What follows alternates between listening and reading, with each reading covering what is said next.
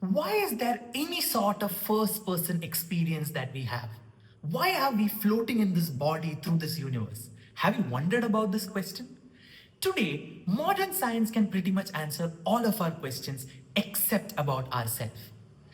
Australian philosopher David Chalmers calls this the hard problem of consciousness. Now, what is this hard problem of consciousness?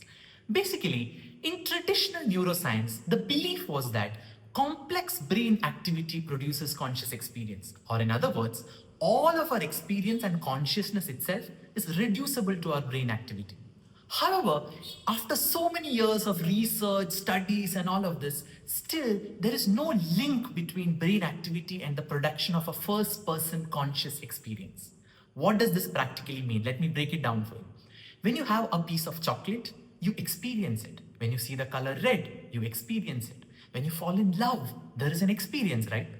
Yes, you can scan your brain and you can see neurons being shot at each other, you can see a lot of chemical activity going on, but you cannot see that experience. In that sense, experience becomes irreducible to complex brain activity. In recent years, this whole conversation has been mainstreamed thanks to the Lights On audio docu-series which was released by Anaka Harris. Let me quote Anaka Harris, a beautiful quote that pretty much sums up this problem. She says, consciousness is different from everything else we study in science, in that it can never be directly observed from outside. There is nowhere from the universe that direct experience can be felt except from the experience itself. Which means the only way for you to know about consciousness and experience is as the experiencer yourself. And this is something that goes back to a lot of ancient spiritual traditions as well. In India, we are familiar with the Buddhist and the Advaita Vedanta ideas of the self or the self-inquiry.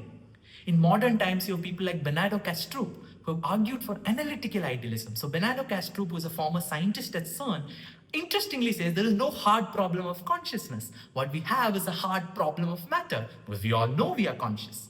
Similarly, there is an idea of panpsychism, which says that what if consciousness is a fundamental property of the universe? Now imagine if any of these ideas are true, the very way in which we conceive of ourselves, the world around us, and our societies are about to radically change. And with artificial intelligence and the question of can machines be conscious, this is at the heart of philosophy and neuroscience in the world ahead.